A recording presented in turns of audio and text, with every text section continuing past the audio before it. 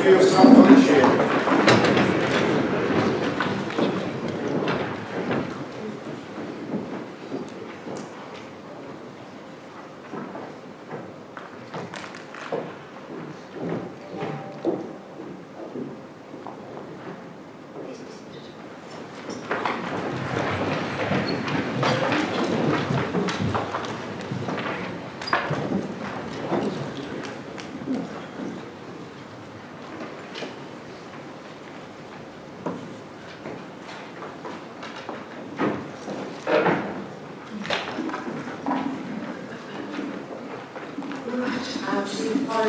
Councillor Linda Bell, Councillor Karen Clark, Michelle Fox, Josephine Zingler, Bishop Mayor, Paul Richardson, and Bill Walker. Are there any other apologies for absence?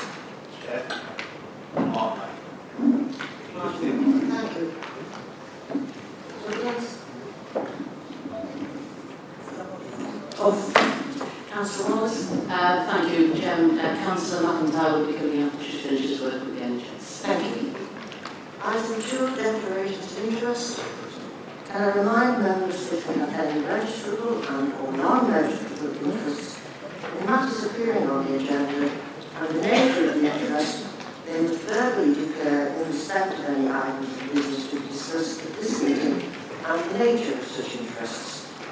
You are also invited to disclose any dispensation from the requirement to declare any registrable and or non-registrable interests that have been granted to you in respect of any matters appearing on the agenda. Councillor Harrison.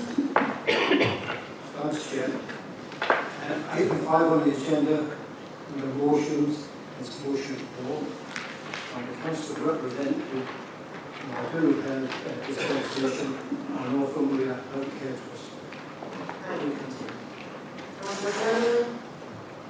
Thank you, Chair. Just on item 6, I follow it to score the local authority. And also Councillor Pearce, Senator Holt. Councillor Bartoli. Motion for Chair, I've got a closed book, accumulating interest, and I take to leave the reading for that motion. Thank you. Councillor Bowles. Item 6, Chair. I remember my family works for the authority. Thank you. Anyone else? Councillor Scaldi. Thank you, Chair. I have a non-registered personal interest with motion 4, namely that as a medical treatment application as part of my training within the Northumbria NHS Trust, I sought advice from the monitoring officer and been advised against declaration. Thank you. Councillor Randall. My daughter works for the local authority. Councillor Francois. And therefore, Chair, I have the same interest. Councillor Murphy. Thank you, Chair. My wife works for the local authority. Yes, sir. Councillor Sandel. My wife too works for the local authority. Thank you. Councillor Curtis. I have a family member who works for the authority. Is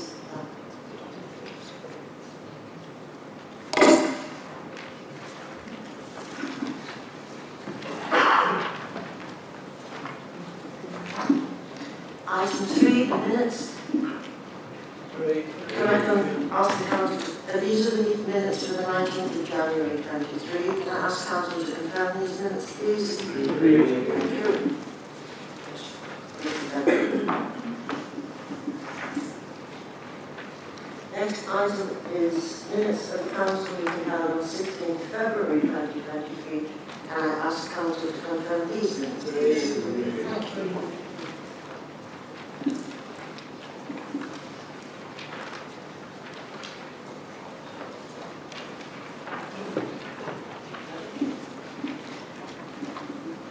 Item 5. Next item is motions. 5 valid motions have been received as detailed in the agenda. Please note the details of the legal and financial implications of each of the motions were circulated to all members yesterday. Motion 1, can I invite Councillor Rebecca O'Keefe to move the motion, please? I will support this motion as I believe we have a responsibility to ensure that all multi-site residents who will be in the evening get home safely. Only 2% of victims want to report sexual harassment on public transport, which requires improvement. Therefore, it is now time to change. Public transport needs to be more accessible in the evening, and when this is not possible, safer routes home need to be provided by employers, as they also have to educate their employees. Thank you. Thank you, Councillor O'Keefe. Councillor Parker-Leonard, you wish to second this motion? Thank you, Chair. I support this motion and Unite's campaign to get our workers home safely. It is massively important that we support our hospitality industry and late-night workers to get home after their shifts. As a previous hospitality worker, I know how important it was for me to know that there was a staff minibus that took us all home safely. And as a woman, I also know how unsafe I feel roaming around after dark. A recent government survey found that 50% of women say they do not feel safe when using public transport. 84% of women said that they felt unsafe waiting for a bus after dark. Workers who have to work late shifts are more vulnerable to attacks and are more likely to worry and feel scared when they happen to get home safely. Late night shift workers in hospitality keep our economy taken over, and late night shift workers in the NHS provide essential care for us and other residents, and they deserve more. I hope that we'll all support this motion. Thank you, Chair. Thank you, Councillor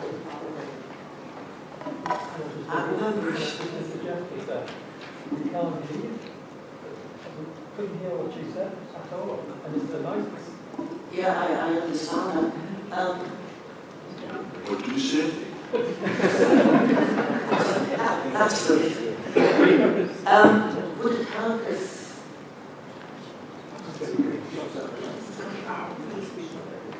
Did you not hear any of it at all? I could hear bits of it. Could you hear me introduce them? Just. Right, okay. Could you hear Councillor O'Keefe? No. Right. We'll start again. Can you speak up and very close to the microphone, please, Councillor? Can you hear us from over there? Yeah. I will be supporting this motion as I believe we have a responsibility to ensure that all North Tyneside residents who work late in the evening get home safely. Only 2% of victims who report sexual harassment on public transport, which requires improvement. Therefore, it is now time to change. Public transport needs to be more accessible in the evening, and when this is not possible, safer routes home need to be provided by employers, as they also have a duty of care to their employees. Thank you, Chair. Thank you. Thank you, Councillor O'Keefe. Councillor Parker-Leonard, you wish to second the motion? Yeah, can you hear me okay? Can you speak right into the microphone? Yeah, is that all right for everyone? Yeah. I can hear it, yeah, thank you. Okay, I'm really glad to second this important motion again. I support this motion and Unite's campaign to get our workers home safely. It is massively important that we support our hospitality industry and late night workers to get home after their shifts. As a previous hospitality worker, I know how important it was for me to know that there was a staff minibus that took us all home safely. As a woman, I also know how unsafe I feel walking around after dark. A recent government survey found that 50% of women said that they do not feel safe when using public transport, and 84% of women said they felt unsafe waiting for a bus after dark. Workers who have to work late shifts are more vulnerable to attack and more likely to worry and feel scared when having to get home safely. Late night shift workers in hospitality keep our economy taken over, and late night shift workers in the NHS provide essential care for us and our residents, and they deserve more. Thank you. I hope everyone can support this motion. Thank you, Chair. Thank you, Councillor Parker-Leonard. And now I'd like members to speak to the motion. Councillor Davis. Thank you, Chair. Can you hear me now? Last year, I was working as a home care worker for a private agency. The agency employs workers which are known as drivers and walkers, which basically means that you have a car, those who have a car and those who do not. They used to try to double drivers with walkers, but some visits, single-person visits, are due to shortages that you have walkers going on an appointment alone. In conversation with one of the workers, a single parent, she told me that she hadn't finished till after 11 on this particular night, and there was no public transport operating. She did not have the money for a taxi from her £9.80 per hour wage and decided to make the trek home from Sharon Road to Battle Hill. Fortunately, she got home safely, but she said she felt unsafe walking alone in the dark and didn't feel it was fair that she had to do this after working a 12-hour shift. Caitlin Lee, a hotel worker whose employer refused her a taxi home after a late shift, she had to walk and was subsequently sexually assaulted. The grievance she raised against her employer led to the creation of Unite's Get Me Home Safely campaign. As already been said, a recent government survey has found that 2/3 of women who walk alone at night feel unsafe doing so. This is a greater figure than 3 years ago, and recent high-profile cases such as Sarah Everard has added to women's anxiety. We need to ensure that late-night workers are able to access safe passage home and not feel unsafe. Please support our nighttime workers and support this motion. Thank you, Councillor Davis. Councillor Bartoli? Thank you, Chair. The Conservative Group will be supporting this motion this evening. Personally, like Councillor Parker Leonard, I've been a hospitality worker and remember the challenges of getting home late at night. I've also been a licence holder, and I think most good responsible licence holders certainly do take the steps necessary to make sure their workers get home safely. I remember spending many an hour after closing time waiting with staff for parents or taxis or partners to come and pick up staff. I've also had the opportunity of speaking to a few of the bars and restaurants in Tynemouth, and I think they're all supportive of this as well, so we'll certainly support this motion this evening. Thank you, Councillor Bartoli. Does anyone else wish to speak? No. I now invite the move of the motion to exercise the right of reply. Councillor O'Keefe? Non-finance. Thank you. We now go to the vote. All those in favour?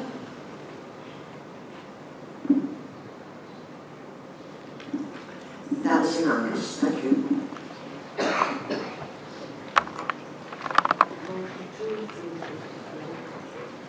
Motion 2 has been withdrawn. Motion 3, can I invite Councillor Bartoli to move the motion, please? Thank you, Chair. I think just for experience this evening, I have the opportunity of Council to Speak on it, please. Sorry, apologies. Sorry. Just for the sake of expediency, this evening I've had the opportunity of speaking to Councillor Johnson and I believe Mrs. Scott's support, so I won't be able to point on this motion.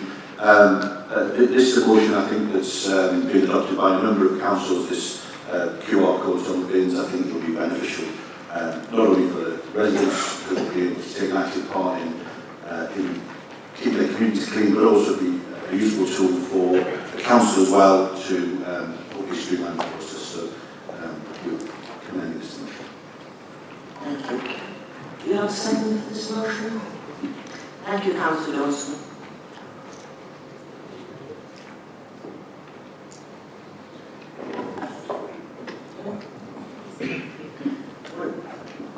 Does anyone wish to speak? Councillor Graham.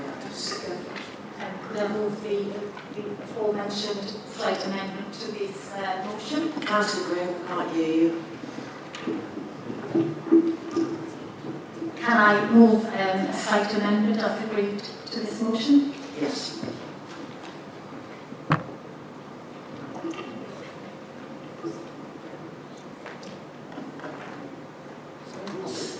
Can we have a second? Thank you, Councillor. Thank you. I'm quite surprised this motion has made it to Council, but understand the reasoning why. I'm about to explain that this matter is already in hand. As part of our approach to litter management, we have about 2,250 litter, recycling and dog waste bins in sites across the borough.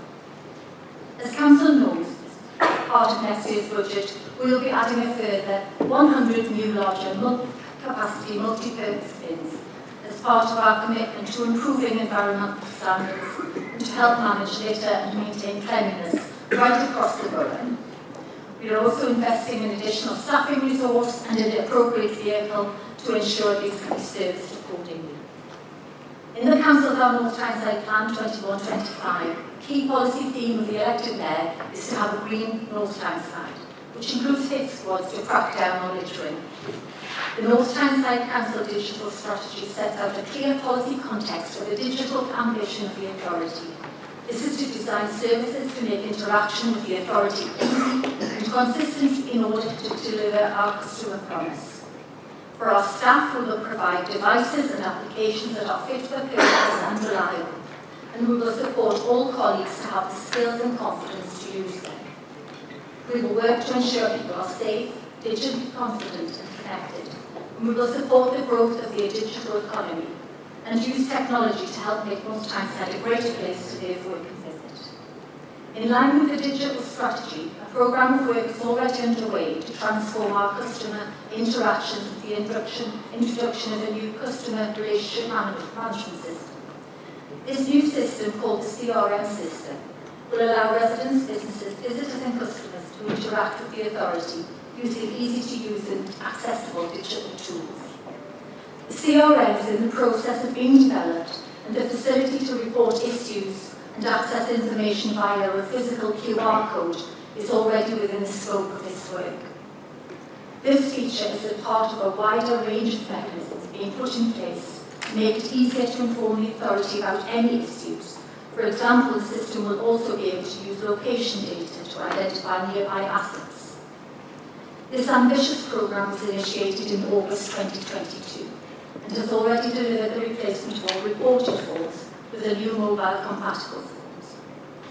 The CRM programme is on track to complete its first phase of delivery in Q2 of 23-24, where it will replace the existing CRM system.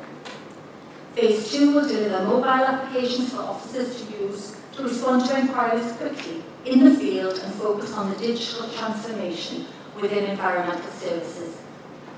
We are already committed to a QR code-based reporting system to make reporting for some residents who are already digitally connected and make it easy for them to interact with the council. This system would enable a QR code to be scanned, which will identify the location of a bin, and once the report is complete, this would then be sent to environmental services to arrange for this bin to be emptied. This is planned for starting the rollout in the summer of 2023. I hope you are pleased with this advanced work and all members feel able to support this motion for the work that we are doing to make life easier, digitally connected and accessible for all. Thank you. Thank you, Councillor Graham. Does anyone wish to speak to the amendment? Councillor Barton, would you wish to exercise the right to reply?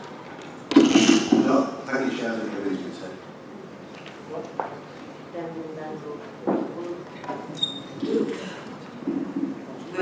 Remember, we're voting on the amendment. All those in favour?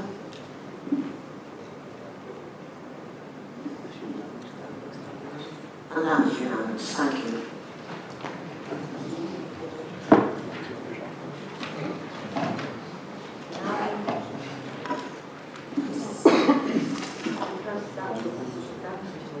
Because that was, the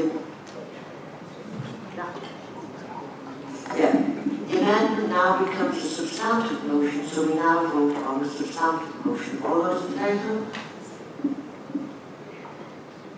That's unanimous as well.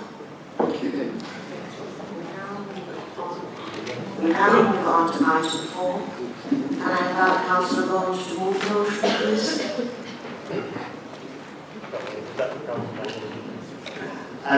Thank you, Chair. 24-hour care at Great Lane is a service that our residents desperately need. Emergencies don't happen 9 to 5, they happen at any time of the day, and it's not acceptable that residents are having to travel outside of the borough to receive treatment. The government has given the NHS £3 billion per year to reduce waiting lists and improve the care that patients receive, and we believe that some of this funding should be used to restore these important services to North Tyneside. This motion requests the Mayor begins work to restore 24-hour A&E services at Great Lane and walk-in services at Battle Hill. Over 2,500 residents have signed our survey to resume these services, so it's time Council takes action. I hope that we can work together across the Chamber by agreeing this motion and putting the healthcare of our residents first. Thank you, Chair. Thank you, Councillor Rhodes. Do you have a second for this motion? Councillor Scalvin? Do you wish to speak now? No, I reserve right to speak, thank you, Chair. I now invite members to speak to the motion. Councillor Samuel? We have an amendment from the Labour Group. I'll take it up on screen just now.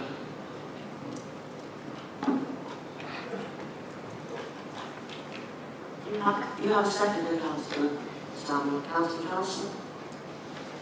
Okay, just to say, the Labour Group wish to move an amendment. There's no disagreement on this side that the need to restore 24-hour accident emergency services in Rake Lane.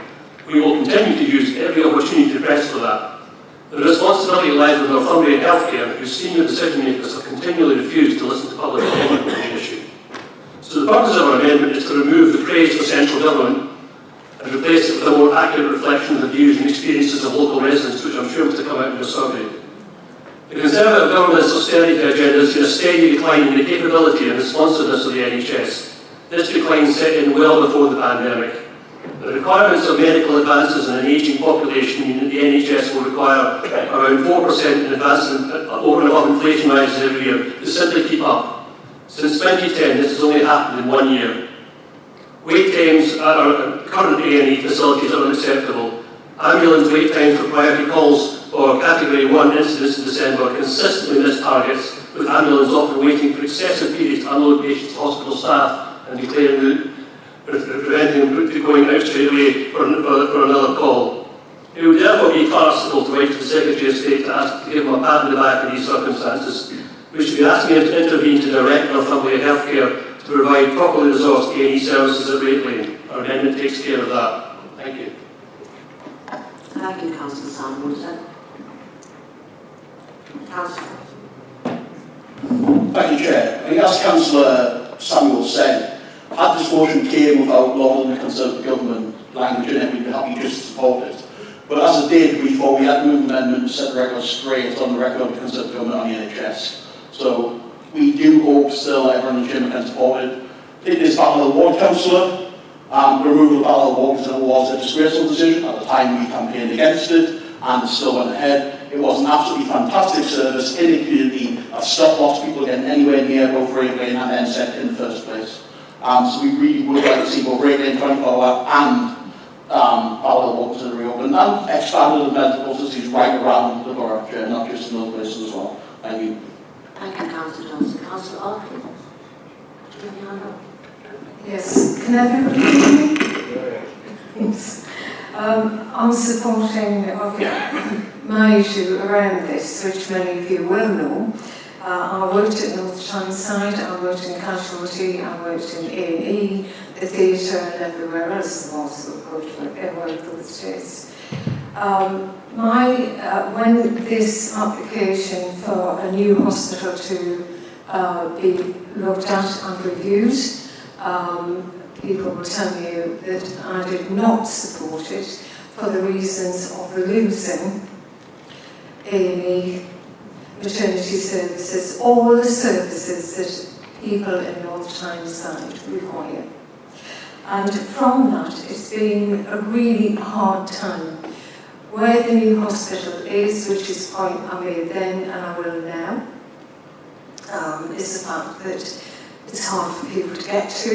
We have a lot of people on low income. £50 return from, to go up to the hospital and then come back again, it's huge. If you're pregnant, you've got 2 children, it is a really hard pull, it really is. And all of that, I believe, at that time, was ignored. And what we're now seeing is the fact that Cromlington is an A&E department. It's not, to be admitted there and given all of the care that you would at North Tyneside.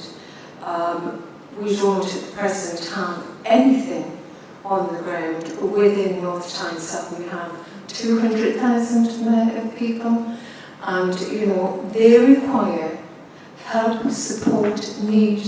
We are elected members, and we should make that happen. I would hope that we can take this as a bigger picture, not pick. It's not about that. It's about the fact that we need to work together to ensure safety and access to people, and those people who need to be seen, it should be quick, sharp, not waiting for 9 or 11 hours to be seen by either a nurse who is a practitioner or a doctor who is being pushed. It is very difficult. I think this in its way, which we put forward and clearly has been changed, needs to be supported. If we don't, then the people, I and others here who are meeting and are coming up with, we're fed up of, missing out. Why have we not got, a hospital or, the provision of being given and seen locally, not elsewhere, not sitting in a hospital where we just feel that we're not being listened to and ignored. So for me, I would say that the original amendment which we put forward, I would hope would be supported. But if there is an amendment we can all come to, I would be happy. Mayor, I would like to say that we would be asking certainly staff to write to the Trust and Sir Jim Mackey to see if we can get funding to run and see if we can, get this up and off the ground where we can all work together and try to get a positive outcome for the people that we represent. Thank you very much. Thank you, Councillor Arden. Councillor Newman. Thank you, Chair. The original motion, I think everybody in this chamber will agree with. I don't think anybody who was in the council at the time agreed with 24/7 urgent care being removed. So I don't think there's going to be any argument amongst ourselves about the need for 24/7 urgent care. Where we're going to become different is our assessment of the government's actions on this. I'm trying not to be overly political, but it does go down to political decisions which have been made. And there's two reasons why I think we need to be critical of the government and the removal of 24/7 urgent care from North Tyneside. The first one is, if you cast your mind back to November 2017, for those of us who are councillors, there was a motion presented to this council by Councillor Hall, Councillor Green and Councillor Day. This motion called on the council to essentially protest against the removal of 24/7 urgent care. I've got a copy of the motion here, just for my own reference, so I've printed it off. It also criticised the consultation period that was undertaken at the time, and it also asked the Mayor to write to the CCG and the Health Minister asking for their assistance in getting urgent care put back in the borough. Now I have the letter that was sent to the council from the Philip June Minister of State for Health. In it goes through the thinking of the CCG, but at no time does the Conservative Minister support the return of 24/7 urgent care. He does not commit to assisting us, and he does not commit to undertaking another consultation period. So that was a decision taken by the Conservative government, and I assume that everybody on the opposite side of the chamber now will join us in criticising that decision. The other reason I think we need to focus on the government as well as the CCG is, in my opinion, the complete mismanagement of the NHS by the Conservative government. It is in an absolute state. We all know all the headlines at the time: wait lists are going up, ambulance services in A&E are in crisis, people are struggling to get GP appointments. The Northern Echo recently reported that over 65,000 people in the North East alone are facing over 28 days to see a GP. And recently, Professor Phil Benfield, the chair of the British Medical Association, told the Times that the situation in the health service was now intolerable and unsustainable. So we can see that Conservatives are completely failing around health. I mean, I never once in my life thought I'd ever see doctors and nurses go on strike to try and get improvements in the NHS. And I would hope everybody in this chamber would support that strike action and support the nurses in their campaign. But I digress slightly. The truth of it is, 24/7 urgent care is needed. I remember a family who took their child to A&E, and they had to wait 4.5 hours to see a doctor. After seeing a doctor who was fantastic, they had to stay in overnight. They then had to take that child to the OVI specialist, where the wait times in the A&E department were 9 hours. The NHS cannot sustain that. It is not fair, and we need to go on. The reality is that whilst we will criticise the CCG and their decisions, we also need to criticise the root cause of the problems in the NHS, which I'm afraid to say, in my opinion, is the Conservative government. And I'm going to go slightly and say that, in my opinion, the only thing the Conservatives can do is step aside, let the Labour government take over, so we can correct the mess you've made. Thank you, Councillor. Does anyone else wish to speak to the amendment?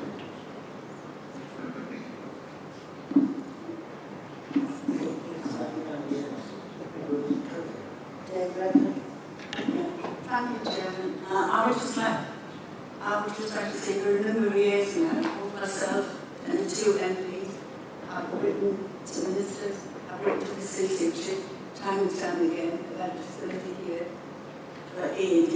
There's no doubt about it. And at the end of the day, what anyone says, we are here to get the best for our residents, and we need to work together to see if we can afford and make that happen. If our residents are telling us it's really, really difficult, we need to be on their side, to be quite honest. And I will have to say that the trust has time and time again to get changes made, but it's about the end of that journey, and it isn't in the trust. That has not agreed to do so, and I've written to them time and time again. So, the answer lies in actually lobbying the government. Thank you, dear Reverend. Does anyone else wish to speak to the Councillor Hunter? John? Thanks, Chair. I was on the planning committee before that was built. The lies we were told never cemented all your life. Because they were plain, simple lies, and we were getting explained what that hospital would be used for. It would be used for specialists, would be in attendance all the time. People wouldn't be waiting. Nobody even checked to see where the flight path went with airplanes because they couldn't get it. They can't have a helicopter because it's in the Newcastle Airport flight path. That's how good they were. I once I had to go for a scan, and I got a message on the phone, can you get to Crampton all right? I said, no. He says, there's no buses running. Oh, what about forget what it was, the other one. I said, at your I said, I need to come in 2 cars to get to there. And I ended up in Great Lane, but they tried to take us all over the place. And I kept saying, no, I can't get there. And I ended up in Great Lane. But it was all lies. We were, the planning committee time, were told lie after lie about what that hospital would be used for. That's how good it was. Thank you, Councillor. Councillor Bond, would that best Yes, thank you, Chair. I think Councillor Newman said that everyone would agree with the original motion. And I think it's evident that everyone doesn't agree with the original motion, which is why we've now got an amendment. And Councillor Newman also referred to writing to ministers to make a decision, and the minister not committing to return the service. What Councillor Newman didn't agree with that the decision is actually one for the healthcare trust. So ministers won't commit to restoring services because the trusts take their decisions independently. I mean, the trust itself says that funding isn't the problem on this. It was a conscious decision to move accident emergency to Cramlington from Ray Lane. The government is delivering record levels of investment in the NHS, and we could disagree on the way that is spent, and we could disagree on the amount it's spent. But when the trust itself says that it's a specific, conscious decision to move those services, the buck stops with the trust. And I think that this amendment, unfortunately, passes the buck to the government while missing out the fact that this was a conscious decision. I mean, the Mayor says that she tried to convince the trust, and clearly what she's done until now hasn't worked. She says she's written time and time again, and that is the very definition of insanity, is doing the same thing over and over again and expecting different results. What this original motion was trying to do was set up the task force and bring together the trust and work out the art of the possible. So it's not about letters, it's not about blaming government, it's about working together across party lines to restore 24-hour A&E at Rake Lane and to restore walk-in services at Battle Hill. We won't be supporting this amendment. We are happy with the original motion. We are desperately in favour of restoring these services for our residents' health. And the fact that it's been politicised this evening, I think, is terrible. Thank you, Chair. Thank you, Councillor Gold. Chair. No, we're not going to vote on the amendment, Councillor. All those in favour of the amendment?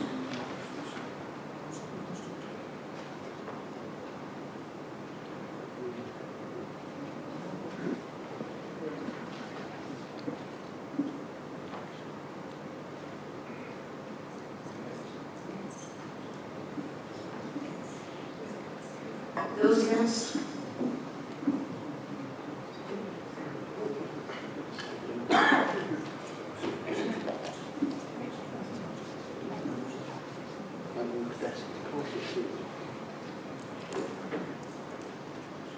Votes for 40, votes against 7.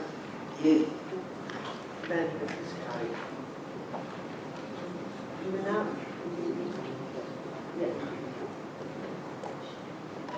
Now, does anybody wish to speak on the substantive motion? Thank you, Councillor Johnson. Great, Chair.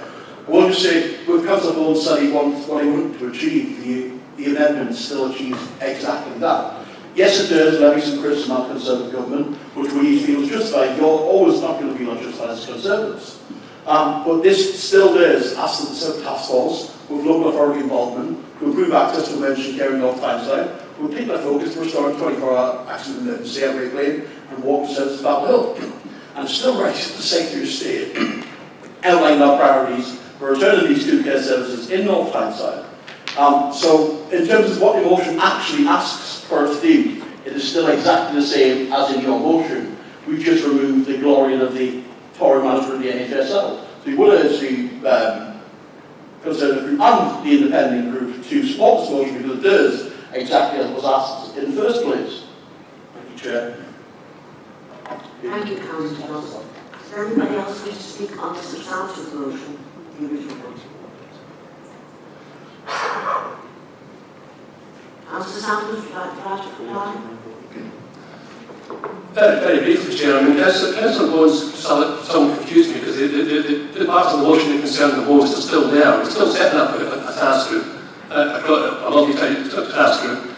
The only reason that we have to propose an amendment is because you politicised the whole issue in the first place with your first line, which is probably the leaflets are only printed to suspect for the election. I completely agree with what Councillor Harvey said, and I think not for the first time, I think the Councillor has used some wide words there. We should work together across the group. And I think that's perfectly possible because the important valid parts of the original motion were continued in the amendment. Can I ask a name vote, please? We now go to the vote. Oh, it will be a name vote.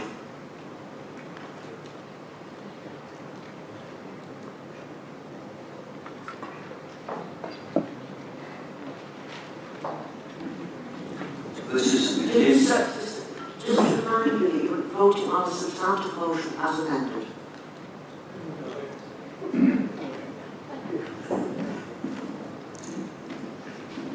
Councillor Linda Archie.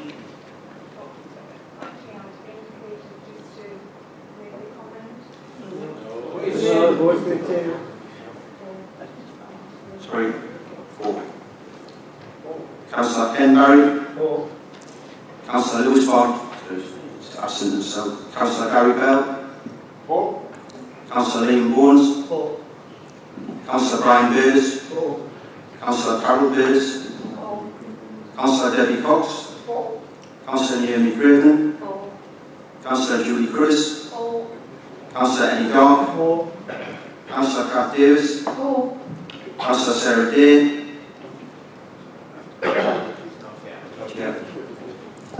Councillor David Drummond. 4.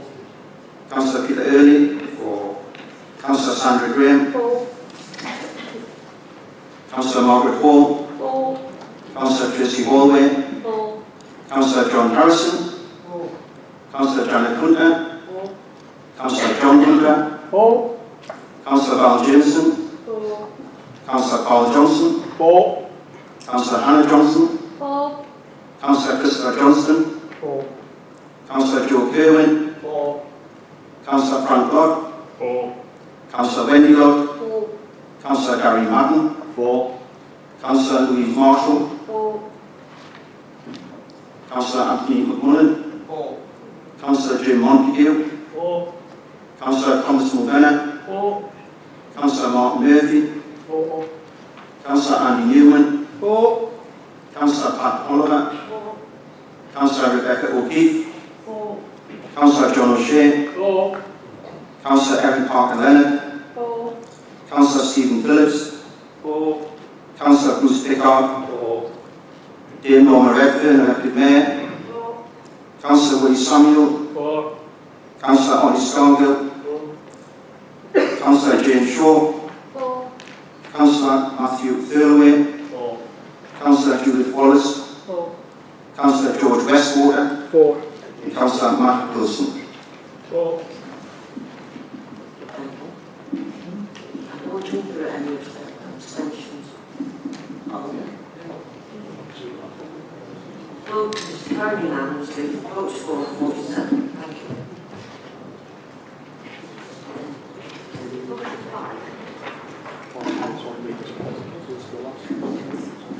Yeah, can somebody read the rest of the last one down?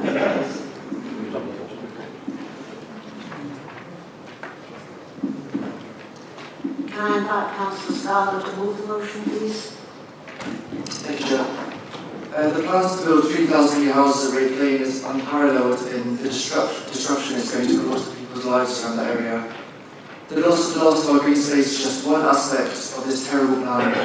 Since the new Dutch Door roundabout was installed, residents have faced increasing congestion on our already busy roads. Thousands more cars on our roads are going to have a massive impact on people's ability to get around our area, as well as increasing the air pollution.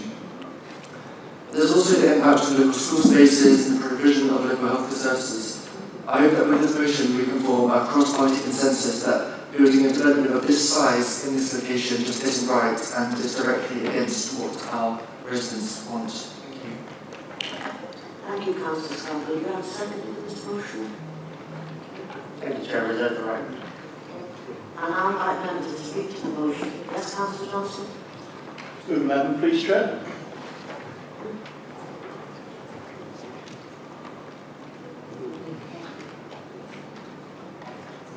Yeah, Councillor Wallace? Thank you, Chairman. We're happy to support this motion. At the time that the local plan was passed, we argued very strongly that...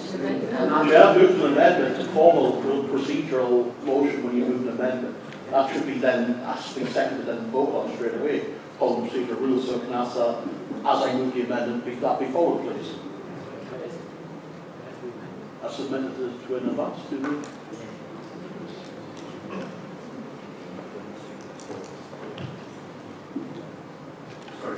Councillor Johnson, did you move an amendment? Yes. On the floor of the council? Now I'll move the amendment that I've already submitted in advance. Do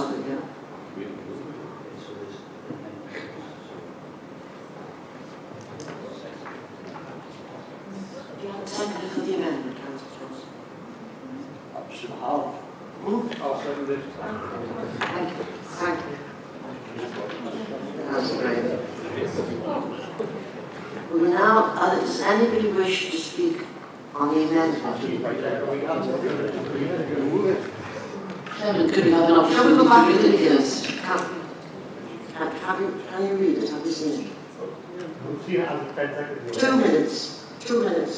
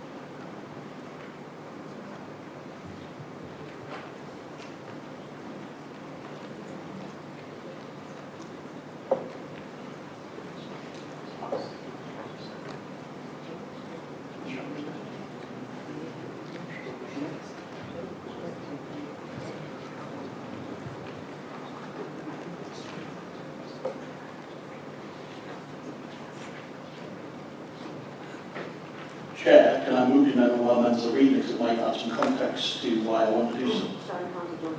I didn't hear that, please. Can I move the amendment while members are reading as might add some context of why I've done so? That's all right with you, boss? So, again, had this motion came without the politicalisation and the criticism of ourselves, we might well just accept the amendment. But as the Conservative group chose to politicise the motion, the Labour group have also chose to do so. It is not right to say that councils like Dorset are pausing house building. They were in the middle of creating their local plan and they've stopped that. We already have an adopted local plan. Legal advice is quite clear. If there is an adopted local plan in place, you cannot just scrap that. Until you have a new local plan, that is the document which you must base your house building decisions on. Unless the government wanted to give us protection to do so, then we could scrap that local plan, but they've not announced any powers in the Regeneration and Level Up Bill to do so. It's also clear that by the criticism of the plan, many councils across the country are seeing unprecedented levels of building on their green belt because they do not have an up-to-date and valid local plan. If we were to scrap a plan, which we can't do, that is what we would see here in that situation. We are happy to look at every site in the borough again when we have to develop a new local plan. One of the amendments made is to wait for the Level Up Regeneration Bill. MPPF will be updated within the next year or so, and the bill will come over the next year or so. It's very important to wait for the bill, because that will offer the protections to the council that the MPPF won't. If we just do when the MPPF is updated, that will offer us legal protections to stop things like developers just taking absolute liberties like they would intend to do so. But it's absolutely right that when we come to do our next local plan, as we did with this local plan, we review every single site in the borough and see if that is still the most relevant site to build houses on. And that includes, we do have a list of every developed site in the borough, all 118 of them, and we will have to look at every single one of them as we would be expected to do so anyway. So I'd be more than happy to take another look at Burton Gap to see if that was still the right location to build houses on, as we would be expected to do so, Chair. If this motion first came without the politicalisation from the Conservative Party, we could have happily supported that, but sadly it did, so we moved our amendment and set some facts straight, because we don't want residents being misleaded on this very important issue. Thank you, Chair. Thank you, Councillor Johnson. Does anyone wish to speak on the amendment? Councillor Mulvaney? I think what the original motion actually demonstrates is that the opposite group don't think about the borough, they only think about the coastal area and the Merton Gap. They forgot that there's also 2,000, I think it's 2,000 houses in Killingworth. They don't mention that. And there's all the other bits and pieces that's around the borough. So I mean, if the councillors for the borough are the councillors for the coast, it seems that they only look after the coast or try to look after the coast. Thank you, Councillor Mulvaney. Does anyone else wish to speak, Councillor Bowles? Thank you, Chair. Councillor Mulvaney says that this is a motion from the coast. I mean, that is very much in the very middle of the borough, many miles away from the coast, so I'm not really sure where that came from. I mean, in removing any reference to the 3,000 houses at the Merton Gap from this motion, the Labour Party are once again burying their heads in the sand on this issue. They have pushed through 3,000 houses on open green space in spite of concerns about flooding, about population, about health services, about traffic, about school places. Residents are rightly furious that the Labour Party under this mayor continue to push against their will and build these houses. This motion was very clear in what the council can do and our ability to reform the local plan and remove the Merton Gap from the local plan and save the green space around Merton and in New York. It's a terrible shame that the Labour Party, instead of taking that opportunity, which would have been perfectly reasonable, that we could all come together to save our green space, they have put themselves on the side of the developers instead of on the side of residents. I think that's a disgrace, Chair. Thank you. Thank you, Councillor Bowles. Councillor Bartoli? Chair, I'm just concerned that the nature of the amendment doesn't seem to marry up with the motion. Get the mic, please.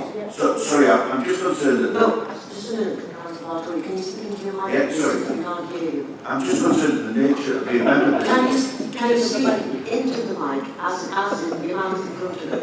Thank you.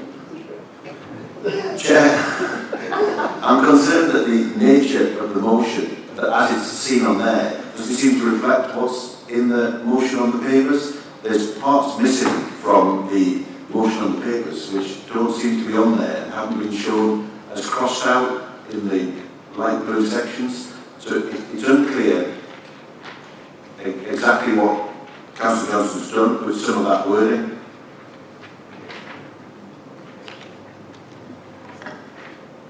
Councillor Newman?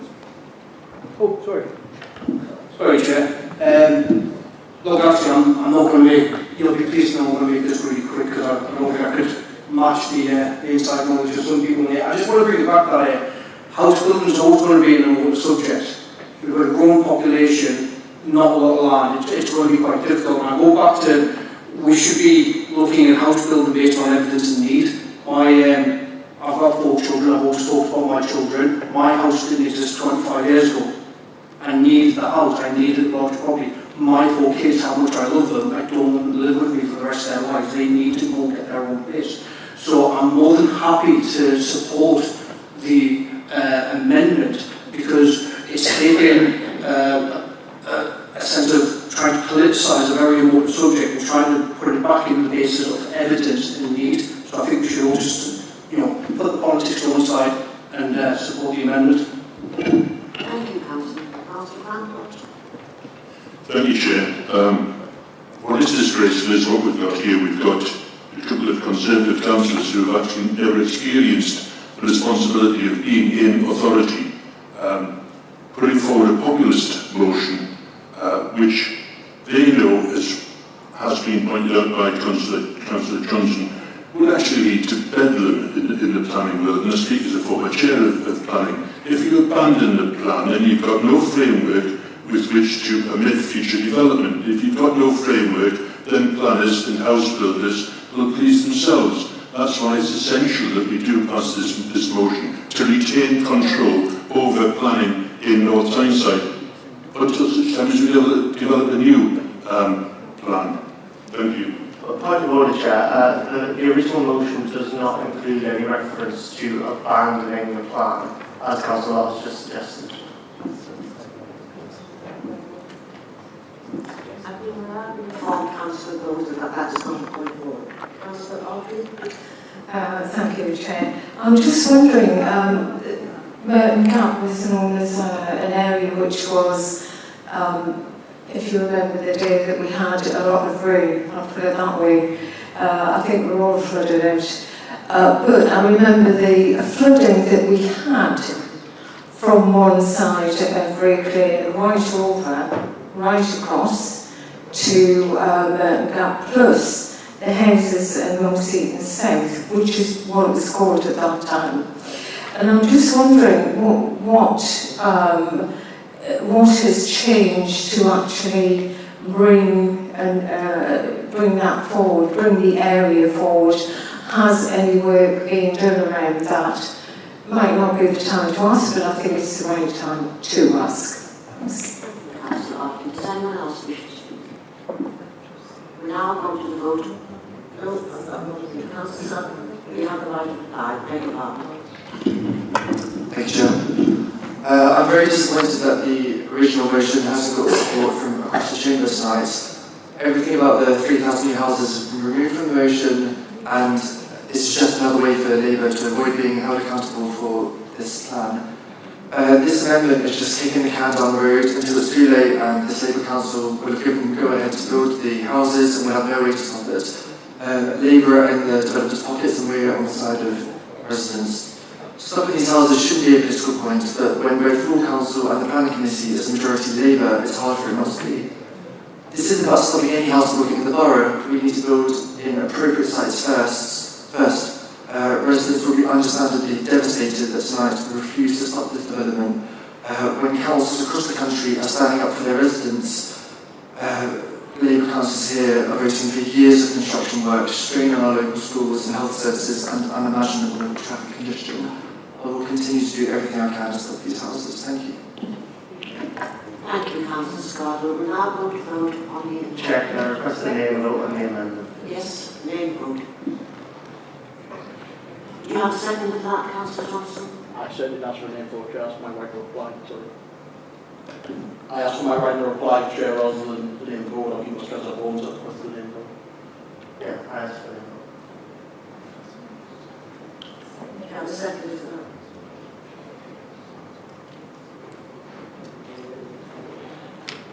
After we move Okay. Name vote on the amendment. Councillor Linda Hartley. Councillor Ken Barry. Against. Councillor Lewis Bartoli. Against. Councillor Gary Bell. Councillor Liam Bones. Councillor Brian Burgess. Councillor Carol Burgess. Councillor Debbie Cox. Councillor Naomi Craven. Councillor Julie Cruz. Councillor Eddie Dark. Councillor Pat Davis. Councillor David Drummond. Councillor Peter Early. Councillor Sandra Graham. Councillor Margaret Hall. Councillor Tracy Hallway. Councillor John Harrison. Councillor Janet Hunter. Councillor John Hunter. Councillor Val Jameson. Councillor Carl Johnson. Councillor Hannah Johnson. Councillor Christopher Johnston. Councillor Joe Kerwin. Councillor Frank Lott. Councillor Wendy Lott. Councillor Gary Madden. Councillor Louise Marshall. Councillor Pamela McIntyre. Councillor Anthony McMullen. Councillor Jim Montague. Councillor Thomas Mulvenner. Councillor Martin Murphy. Councillor Andy Newman. Councillor Pat Oliver. Councillor Rebecca O'Keefe. Councillor John O'Shea. Councillor Erin Mark Leonard. Councillor Stephen Phillips. Councillor Bruce Bickard. Dame Norma Redfern, elected Mayor. Councillor Willie Samuel. Councillor Ollie Scargill. Councillor Jane Shaw. Councillor Matthew Thirlaway. Councillor Judith Wallace. Councillor George Westwater. Councillor Matt Wilson.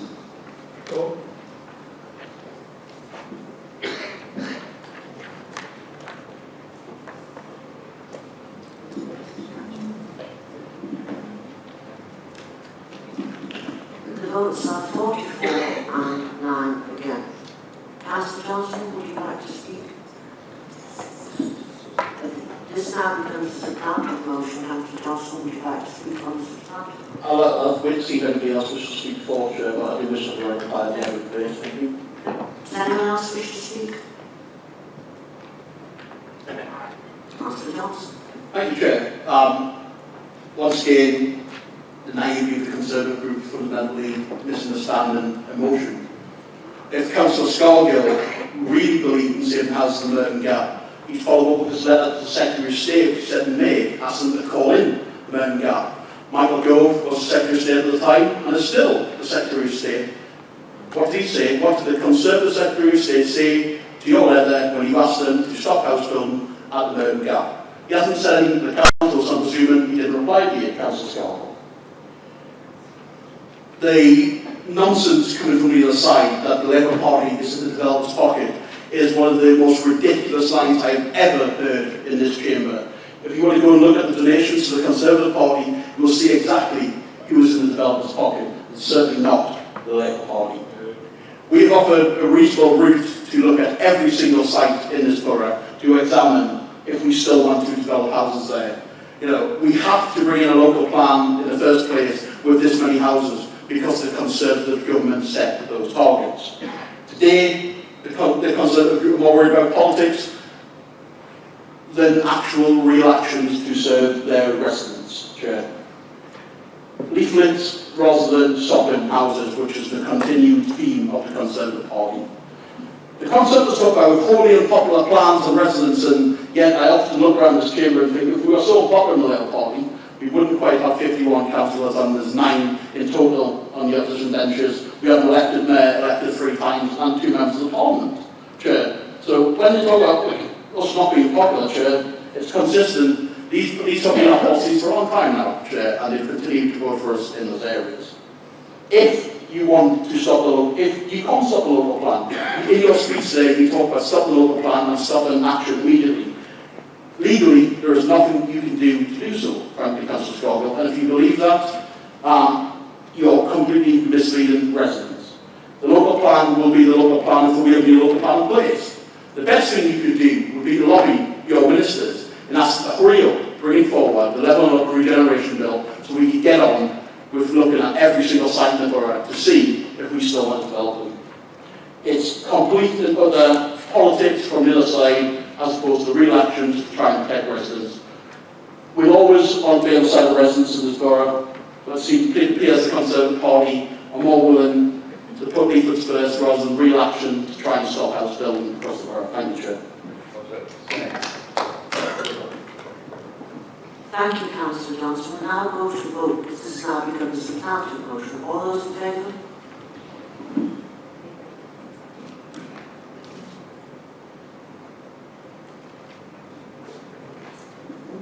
All those against?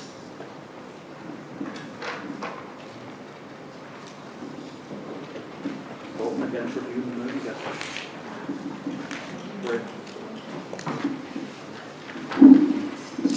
Votes for, 40 votes against 9. The motion is passed.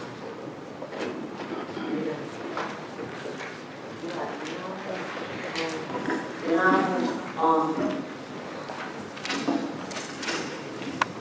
to item 6.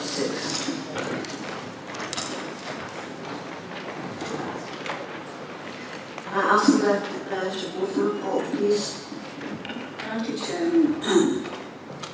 Council is asked to consider the pay policy statement for 2020-2021, which is included as Appendix 1 in this report. Under the Localism Act 2011, it is a legal requirement that the authority publish a pay policy statement by the 1st of April each year. The purpose of the statement is to set out the authority's policies on a range of pay matters relating to the workforce. The authority understands the importance of openness and transparency in setting pay, which is fair, consistent, and equitable across the workforce. It is also vital that the authority can demonstrate value and money, particularly around the role that senior leaders play in the organisation. The attached pay policy outlines the current practice in the authority on 1, pay and grading structures, job evaluation, policy in terms of condition in relation to the remuneration and payment of chief officers. As stated in the authority's constitution, the power to determine terms and conditions in North Tyneside Council rests with the full council. In determining the pay and remuneration of all its employees, the authority complies with all relevant employment legislation. The key areas for Council to know that the piece of pay policy for 2023-2024 is the median average salary has increased from £25,770 per annum to £27,852, which is in line with the expectations given at the flat rate pay award of £1,925 in the current financial year. The pay multiple stays the same at 1.6. The majority of North Tyneside Council employees are part of the Green Book Terms and Conditions, and the current pay scale is contained in Appendix A of the policy. There will be a new pay scale effective on the 1st of April 2023, but this has not as yet been agreed as negotiations at the national level are continuing. Any increase will be backdated to the 1st of April 2023 when agreed. The agreement for the pay award for 2022-23 did, however, confirm that with the effect from the 1st of April 2023, Scale Point 1 will no longer be used. A As part of the wider reform of severance payments across the public sector in May 2022, the government introduced reforms that affected payment terms for local government workers via the statutory guidance on the making and disclosure of special severance payments by local authorities in England, which are incorporated into our policy. I ask the Council to approve the recommendations as set out in this report. Thank you, Jane Bradford. Second. Chair. Are there any questions? Does anyone wish to speak to the motion? Can I invite the move of the motion to exercise the right of reply, please?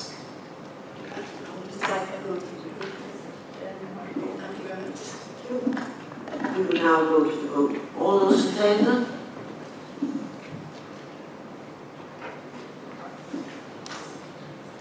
Vote is carried unanimously. We now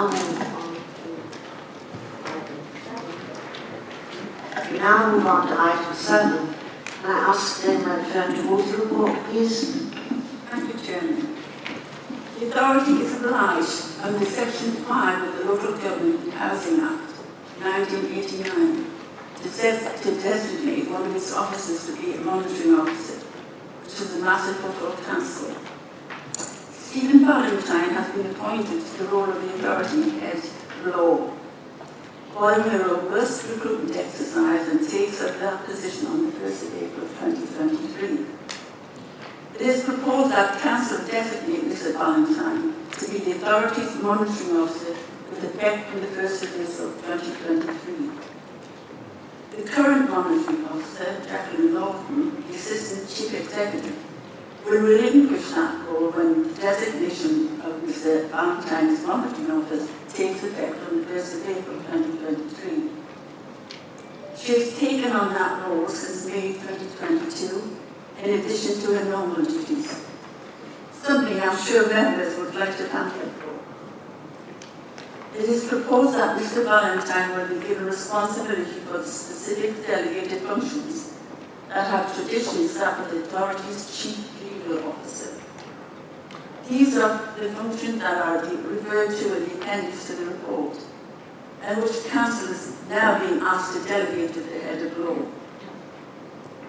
The appointment of Mr Valentine as the head of law will also require consequential amendments to be made to the Constitution and associated documents. The Council is therefore asked to agree to the head of law being authorised to make those consequential amendments. I would therefore ask Council to agree the recommendation set out in the report. Thank you. Do you have the second? Second, Chair. Thank you, Councillor Johnson. And now I'd like members to speak to the motion. Councillor Bowman. Thank you, Chair. I would just like to put on record our thanks to Jackie for her time as monitoring officer. I think everyone on this side of the chamber, I'm sure across the chamber, would agree that she's been a thoughtful and constructive monitoring officer, and we're all very grateful. Thank you, Chair. Thank you, Councillor. Councillor Walls. Thank you, Chairman. I'd also like to add my thanks to Ms Lawton for the work which she has done in this role, and also to welcome Mr Valentine back as he returns to the authority. Councillor Johnson. Once again, thank Ms Gregor for her role. Really appreciate it. It's been a long slog, and something she probably hopes not to repeat it again. But I'm certain we'll find something else way beyond the job for us to do soon. And also welcome Stephen Valentine back to the authority, although after tonight's meeting we might want to not bother. Thank you, Chair. Does anyone else wish to speak? Councillor Archie. From the group, I would say thank you very much, Jackie, for all the work that you've carried out for everybody who's been in office, so thank you. And Stephen Valentine is an excellent officer, and I'm sure he'll make, I think he'll be good at the job. I think he was about 16 or 17 when he came to work here. We're going to look to him. Thank you. Thank you, Councillor.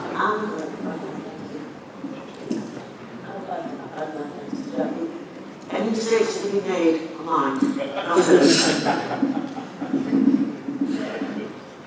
That is well, because it's coming to the end of one, we can do two, but also having on the combined authority as well. I just want to thank you for all the work you've been doing. It has been, your effort has been tremendous, my goodness. And sometimes you have some very difficult people to deal with, but you keep smiling. So I want to say to you, thank you so much. You're a credit to this authority. Thank you.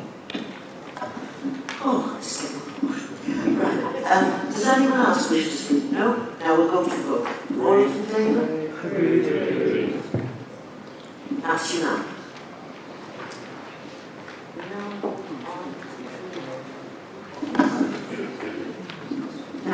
Item 8, review of allocation of seats to political groups. Can I ask Dame Redfern to move the room? Thank you, Chairman. As a result of the formation of a new political group, the Independent Group, the authority is obliged under the local government committees and political groups regulations in 1990 to undertake a review of the allocations of seats to political groups within the authority. The allocation of seats must be based on the principles of political proportionality when allocating seats as set out in the Local Government and Housing Act 1989. Applying the principles set out in the 1989 Act and the requirement for all seats available for allocation and given to each group to match their representation on full council, the overall allocation of seats available to each political group is set out in a table appended to this report. And can advise Council to approve the revised allocation of seats to political groups as shown in Appendix 1, and agree that the leaders of the political groups inform the monitoring officer by 12 noon on Friday, the 17th of March, of their respective groups' nominations of members to each committee where they are represented. Thank you very much. Thank you. Do you have a second? I'm sure. Councillor Johnson? Second Chair, but just to say the way the votes went tonight might be bound together while I was standing to explain to us again. Thank you, Chair. Does anyone wish to speak? Go straight. All those in favour? And it's also here.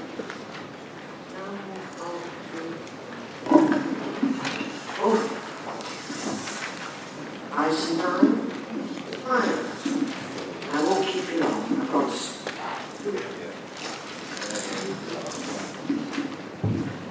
I attended the funeral of veteran Brian Taylor following a request from his family.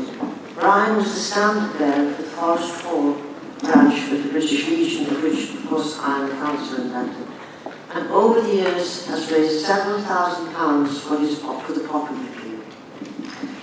I had the pleasure of handing out awards to Ukrainian adult learners of English. They have shown great dedication to this course, despite their own very challenging circumstances. Many of them have lost homes, friends and family, and I hope they feel rightly proud of their achievements.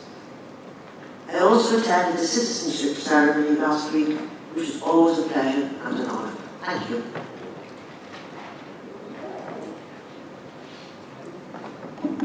Erin, do you have any answers?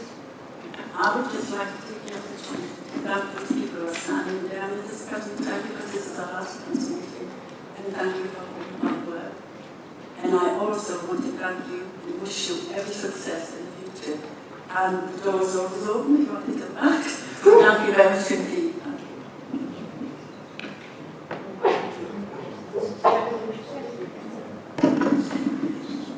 Councillor Larry? Thank you, Chair.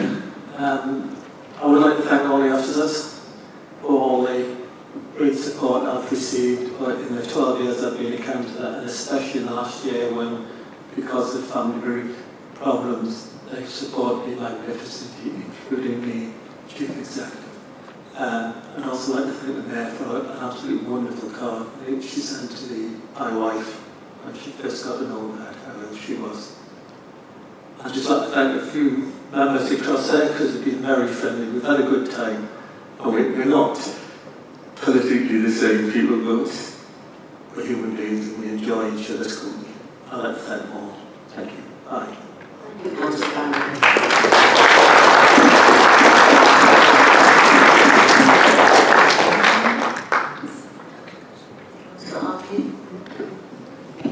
Yes, Chairman. I would just like to thank Ken Boy, who's leaving us. He's been councillor for 12 years and has given a great deal to the public, to the residents that he represents and those who he does not. And, he's been very kind, being very supportive of various things, which residents, don't always expect. And I think that he has been very clear about what his role was and how he's performed his role as a councillor.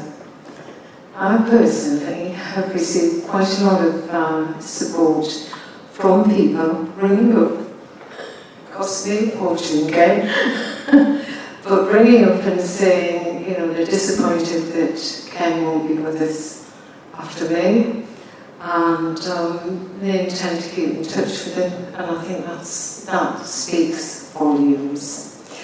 For me, I look forward that you will be back, and look forward to trailing the roads for you once again, which I've done for the last umpteen years.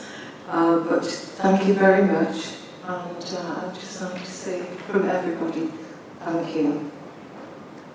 Thank you, Councillor Arkin. Councillor Johnson. Thank you, Chair. Certainly thanks to Councillor Barry. Yeah, I think my first ever motion I moved in the Chamber in 2012, Councillor Barry responded to as a lot greener of ideas than I am now.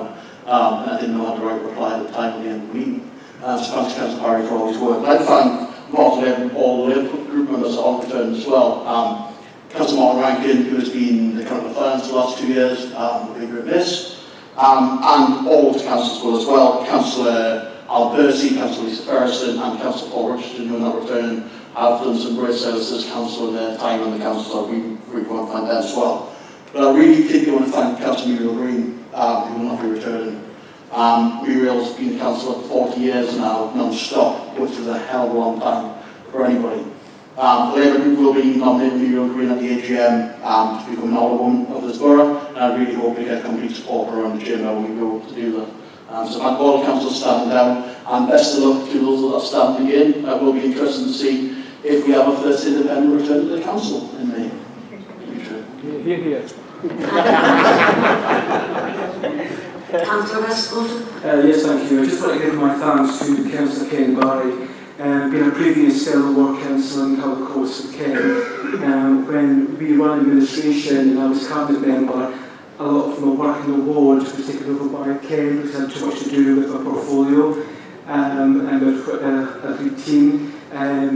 So I realised what street surgeries, what's building audits, and what's all these, so now he knows. Also for Muriel Green, I was also councillor in Wheatslade when I was first elected in 2006, and Muriel Green was the sole Labour councillor in the ward, along with myself and Parish Duncan McClellan. Muriel is a professional. She's very level-headed, very diplomatic, and she always fought for the residents in Wheatslade, because I was one of her residents through my parents. It's a shame, obviously, she can't return back to full council, but I would presume that we would support the fact she would become alderman of the borough. I don't see a reason why we shouldn't do it, and we've got to reward success, and hopefully I'll see you in May. Thank you, Councillor Westwood. Councillor Kerwood.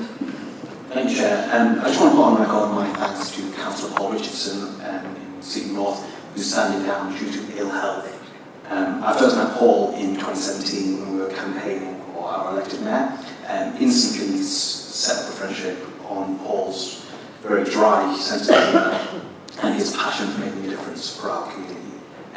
In 2019, when Paul was elected to Seaton North, he was the only Labour gain in the North East of England. And we continued that success when we elected Councillor Shaw again in 2021.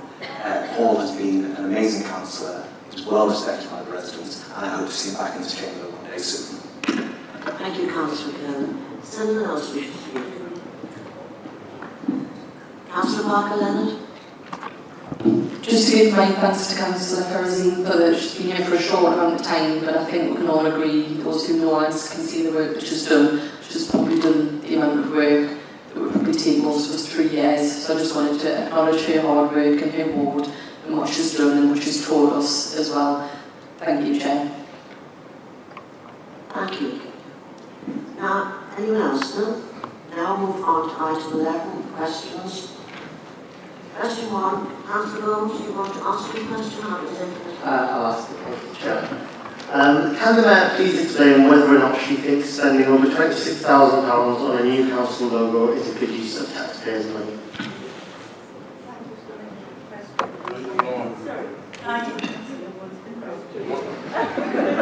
Something about that.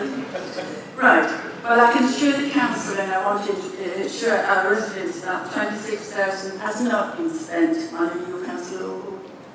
As part of our comprehensive programme to improve our customer service, we have invested in a range of changes to our external communications to meet the digital accessibility standards that we obliged to as a council. This has included designs for improvements to our website, to leaflets, to posters, and other external communications, and the development of a fully digital version of our current council logo. I'm pleased to report that this investment was able to be made by using the extra revenue generated through the sale of advertising space across the borough. Investing in this way, it ensures that we can improve our full range of communications to our customers and deliver a better service for our residents. Again, can I reiterate, 26,000 has not been spent on the new council logo alone, as suggested by Councillor Holmes. Councillor Holmes, you wish to ask a supplementary question? Yes, thank you, Chair. A recent Freedom of Information request confirmed the £26,000 figure being spent on a new logo, and the Mayor's response there is very misleading to members of the public and to this chamber. The £26,000 spent on the new council logo comes after spending £50,000 on an advertising campaign to promote climate change. This is in spite of the fact that the Mayor has a communications team of about 10 people, which costs over £500,000 a year to this authority. So the question is, why doesn't the Mayor have confidence in her own communications team to put together these advertising campaigns and logos? Why is she spending thousands, tens of thousands of pounds going to external companies? Thank you, Chairman. I just want to say the question from Councillor Bowen was, right, let me tell you what the question was. Explain whether or not she thinks the spending over 26,000 on a new council logo is a good use of capital. I've explained why they spent it and how they spent it on. So, contrary to anything that has been said or published, I can repeat, this council has not spent 26,000 on a new logo, Chair. Thank you. Now move on to question 2. Councillor Thurley, do you want to ask a question? Yes, I will. Chair. I'd just like to first place my best wishes on the record to those people who are standing down, in particular me. Will the elected Mayor explain what impact the government's decision not to award levelling up funding will have on the Wallsend Master Plan and the North Shields Master Plan? Councillor Johnson, will you respond, please? Thank you, Chair. Yeah, quite frankly, a disgraceful decision by the government, which has only got worse and worse since. The Level Up Department has a £2.5 billion to spend, but it couldn't find £40 million to give to North Tyneside. It's an absolute disgrace. We were very disappointed with the government response to the Level Up bids. There are strong cases for investment in Wallsend and North Shields District, which will restore its models to deprived communities. Without securing this funding, next in the council, we need to identify alternative funding to replace the North Shields Ferry Island, which will need a replacement by 2025. For Wallsend, we are still committed to delivering our ambitious town, ambitious corporate that town residents can be proud of to call home, and our visitors from all who want to come and enjoy. We know the positive difference our investors made in other parts of the borough, and how much regeneration of Wallsend means to our local businesses and residents. So we will continue to explore avenues to secure funding. We need to make these plans a reality. A bid to Heritage Rugby Fund was submitted to support our proposal for Second Unum, and how we could maximise potential as a visitor attraction. A £2 million grant for funding for Wallsend Town Centre was secured by the North Tyne Combined Authority in High Street and Basin Programme to help us fund events and support for businesses, shop front grants, improve walking and cycling routes to Wallsend. We are now developing these initiatives and will shortly be launching the shop front grant scheme for businesses in the town centre. We've also completed our engagement in the draft Wallsend Master Plan. The feedback is now being assessed, and approval for the final master plan is due to be considered in May by the Cabinet. Thank you, Councillor Johnson. Councillor Sullivan, would you like to ask a supplementary question? Yes, Chair. Thank you for that response, Councillor Johnson.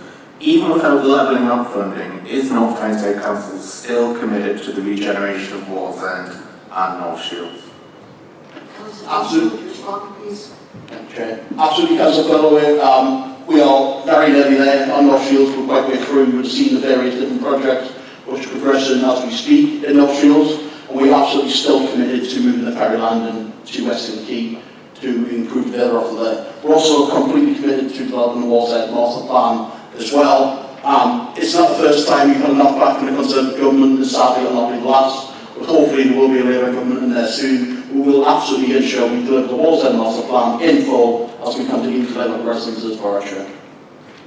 Thank you, Councillor Johnson.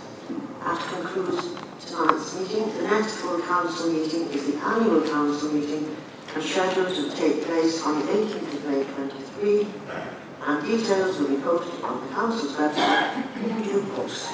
Thank you for your attendance this evening.